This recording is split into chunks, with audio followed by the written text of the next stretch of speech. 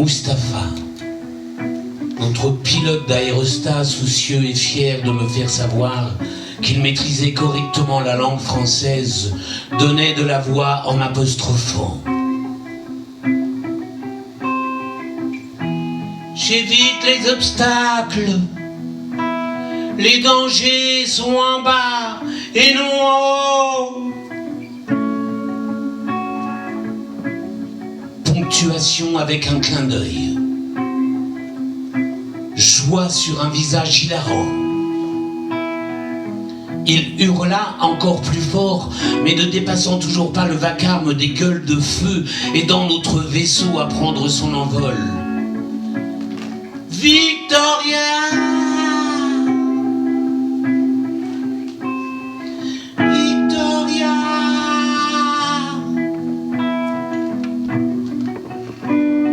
Insistant, d'une main, il se mit à taper à plat sur l'osier de la nacelle. Victoria! Eureka! Je pus enfin déchiffrer l'énigme. Sa montgolfière avait été baptisée Victoria. Je hurlais à mon tour, détachant chaque syllabe, soulagé de pouvoir lui donner le change.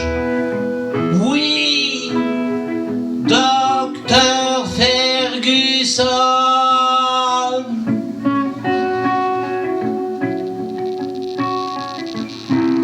Il me gratifia d'un sourire et d'un pouce levé bien haut.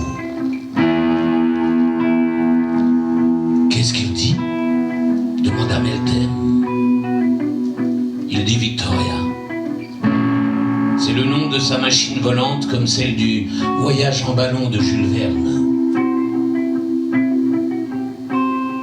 Soudainement, ce fut l'arrivée d'un somptueux galop dans le ciel d'un autre monde. Les chevaux de lumière sous le fouet d'Apollon déclaraient le jour à la nuit.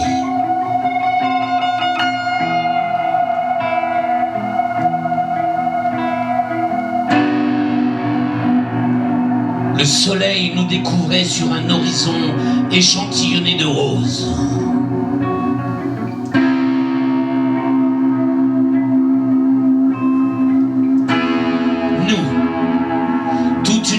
De montgolfières remplira la gueule de touristes.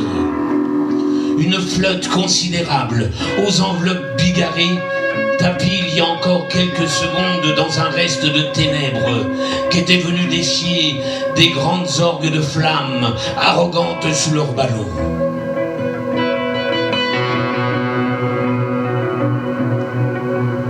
Rose.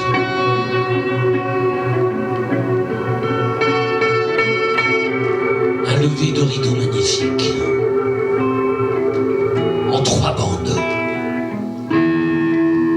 une œuvre à la Rothko. Meltem, son prénom qui voulait dire miel,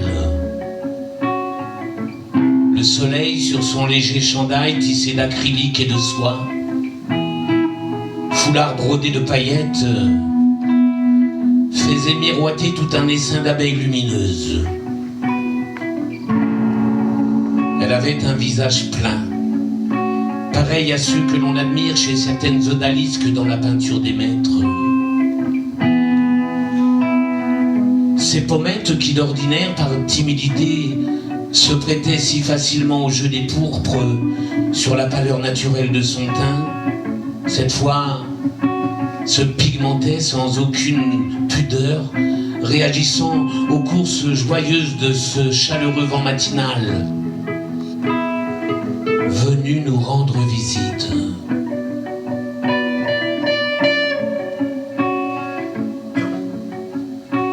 Meltem et moi, à la balustrade, au-dessus des vallées, nous remontions le temps.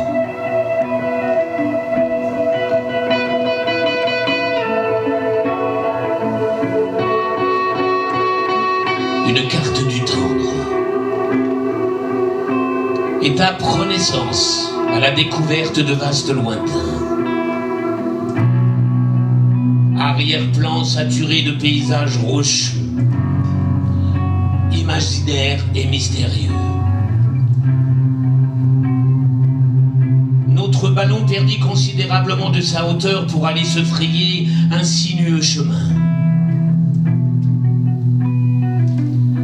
Il traçait maintenant sa ligne aventureuse, survolant des centaines de géants.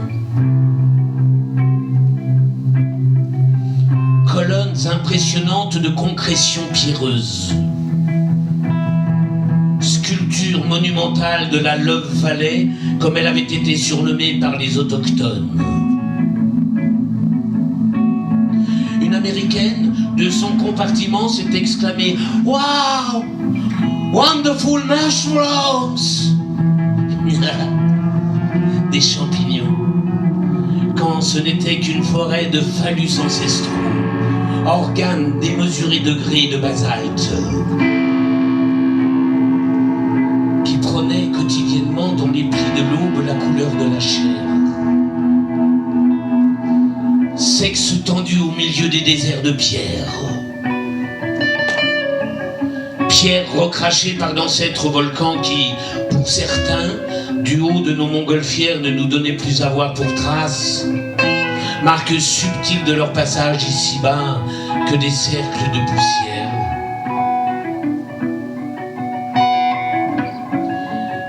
Régulièrement, le pilote tirait avec science sur une corde, sur la robe de Victoria. Elle permettait à notre vaisseau de changer d'axe et de point de vue. Ce guide, convaincu à tort que Meltem et moi faisions couple, s'amusait à nous étourdir dans une réserve naturelle de God. Le magasin des roses. Une cabane à ciel ouvert de chamboule-tout avec des têtes de bites. Meltem et moi, une Française aux origines turques, jeune femme de 26 ans que je connaissais pour dire à peine. Sa main sur le cuir de la bordure vint chercher la mienne. Comme pour sceller par une forte pression un instant de communion privée entre elle et ce pays de Cappadoce qu'elle découvrait après en avoir tant rêvé. Comme pour sceller par une forte pression un instant de communion privée entre elle et ce pays de Cappadoce. Comme pour planquer une part de son bonheur dans le cœur d'un receleur insoupçonnable. Le mien a chaviré. Don Quichotte et sa dulcinée d'Anatolie, perdus dans un champ de ballons à vent.